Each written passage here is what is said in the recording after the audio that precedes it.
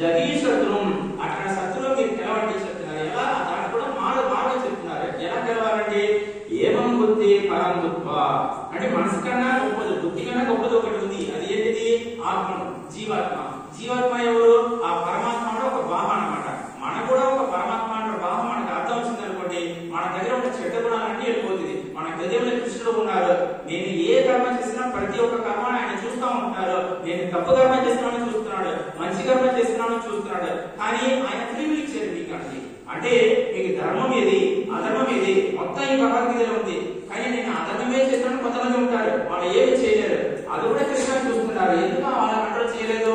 ఎందుకంటే free will ఇచ్చారు. అంటే రెండు దారి ఉందండి, మంచి దారి ఉంది, చెడ్డ దారి ఉంది. నేను చెడ్డ దారికి వెళ్తానే వాడు కృష్ణుడు ఏమి చేయరు అనమాట. ఎందుకంటే ధర్మంతో సాక్షాత్ భగవత్ ప్రణీతం అంటే ధర్మం మొత్తం నేను సృష్టించాను, భగవద్గీతలో మొత్తం చెప్పాను ఎలా జీవించాలని. కానీ మీకు ఫ్రీ విల్ ఇచ్చాను, నేను ఏమీ కంట్రోల్ చేయను. ఈ భగవద్గీతలో కూడా 700 శ్లోకాలు కృష్ణుడు అర్జునుడు చెప్పారు. కానీ ఏ మాత్రం అర్జున నీ మాట వినాలి, కంపల్సరీ యుద్ధం చేయాలని కంట్రోల్ ఏమి చేయలేదు. అర్జున నేను చెప్పాల్సిందంటే చెప్పేసాను, మీ అర్థం తీసుకొని మంచితనంగా మీరు యుద్ధం చేస్తే మీకు మంచిది, చేయకపోతే నీ పాపకర్మకు వెళ్ళిపోతాం అలాగే చెప్తారు. కానీ పక్కనే మన అర్జునుడిగా అలా చెప్తారు, కానీ మనకి ఎలా చెప్తారు? అందుకే ధర్మం ఇదంటే ఇది బాబు, ఈ భగవద్గీత మొత్తం చెప్పాను, మీరు అర్థం తీసుకొని పాడించకుండా మీ ఇష్టం. మీరు మంచిగా పాడిస్తే బాగుంటారు, బాగాలేకపోతే మీరు దుఃఖానికి వెళ్ళిపోతారు. మళ్ళీ జన్మ పునరభిజనం మరణం పునరభిజనాన్ని జడేసాను మళ్ళీ వస్తారు. సో ఇది అక్కడికి ప్రీతి ఇచ్చేసాను. అర్థం తీసుకుంటున్నాం. అందుకే ఏమం బుద్ధ పరమబుద్ధి, ఈ మనసు కన్నా బుద్ధి కన్నా ఆత్మ ఒకటి బుద్ధి, అది పరమాత్మలో ఒక భావం. అది నేను కృష్ణుడు అర్థం తీసుకున్న వాళ్ళు చక్కగా బాగుపడతారు అనమాట.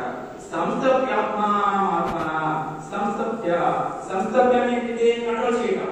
ఎలా కంట్రోల్ అవుతుంది? మనసు వెంటనే మనసు కంట్రోల్ చేయని చెప్తే అది వినదు అనమాట.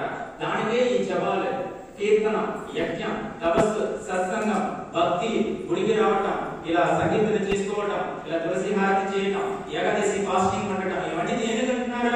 మనసుని కంట్రోల్ చేయడానికి. ఇవన్నీ కామము, మోహము, ఆశలు కంట్రోల్ చేయడానికే మనం ఇది ఏమైనా పాటిస్తున్నాం.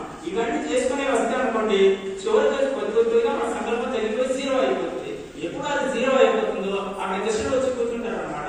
మొత్తం మన కృష్ణుడు ఎప్పుడు రాత్రి పగలు ఎప్పుడు ఏ పని చేసినా కూడా కృష్ణ గుర్తుకు వస్తారు. కానీ వేరే ఏదో భౌతికంగా అది కావాలి ఇది కావాలి ఆస్తి అంతస్తు ధన అంతస్తు ఏమి మన కోరిక రాదు. కోరిక ఒకటే ఉంటుంది. ఏ కోరిక? సర్వధర్మాన్ పరిత్యజ్య మాం ఏకం శరణం వ్రజ.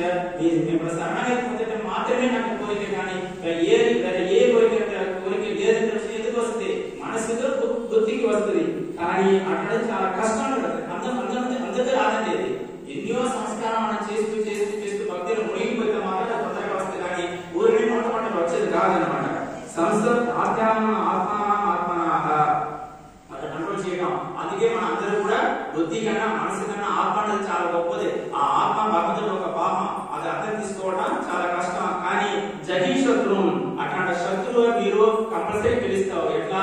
ఇలా అర్థం తీసుకోండి, ఆత్మమే గొప్పది, నేనే పరమాత్మ అనే విషయం మీరు అర్థం తీసుకోండి, చక్కగా మీరు తెలుస్తానంటారా మార్గం కూడా ఈ శ్లోకంలో చెప్తున్నారు అనమాట. ఇది ఎలా ఉందంటే ప్రతి ఒక్క భగవద్గీతలు చూస్తే రథం ఉంటుంది. ఈ రథంలో చూస్తే 5 తెల్ల కొరాలు ఉంటాయి, కృష్ణుడు ఉంటారు, అర్జునుడు ఉంటారు, రథం ఉంటుంది, దాని తాడు కృష్ణుడు కొరమ కంట్రోల్ చేయడానికి ఒక తాడు ఉంటుంది. ఈ పంచేంద్రియం అన్నమాట. ఈ 5 కొరాలు ఉంది కదా, పంచేంద్రియం కంట్రోల్ అవ్వదు. ఆ కొర కంట్రోల్ అవ్వదు. దేంట్లో కంట్రోల్ చేయాలండి? తాడు ఒకటి ఉంటుంది. ఆ తాడు ఎవరి చేతిలో ఉంది? పరమాత్మ కృష్ణుడి చేతిలో ఉంది. వెనకాల కూర్చున్న అర్జునుడు ఎవరు? మనందరి జీవాత్మ. కృష్ణుడు పరమాత్మ, జీవాత్మ మనందరూ కూడా రథంలో కూర్చున్నాం. ఏ రథంలో కూర్చున్నా? ఈ రథం శరీరం. మన శరీరంలో జీవాత్మ కూర్చుంది. అంటే ఈ రథం శరీరం దాని జీవాత్మ అర్జునుడు మనం కూర్చున్నాం. పరమాత్మ మనల్ని నడిపిస్తున్నారు. మన నడపల పరమాత్మ మనల్ని నడిపిస్తున్నారు. ఎవరు? కృష్ణుడు నడిపిస్తున్నారు. దేంతో? ఈ పంచేంద్రియం కంట్రోల్ చేయాలంటే ఈ తాడు పట్టుకోవాలి. ఆ తాడేది? అదే మనసు బుద్ధి. ఆ మనసు బుద్ధి ఎలా కంట్రోల్ అవుతుంది? మీ జీవాత్మ మీ ఎదురుగా ఉన్న కృష్ణ పరమాత్మ శరణాగతి పొందితే మొత్తం ఆయన చూసుకుంటారు. అందుకే శరణం పొందని చెప్తున్నారు. అందుకే మీ జీవాత్మ పరమాత్మ శరణం పొందితే ఆయన మొత్తం కంట్రోల్ చేసేసి మీ పంచేంద్రియాలను కరెక్ట్ ఎక్కడే చేరుకోవాలి, కరెక్ట్ గా తీసుకెళ్లి ఓడకు చేరుతారంటే గొప్ప విషయం ఈ శ్లోకం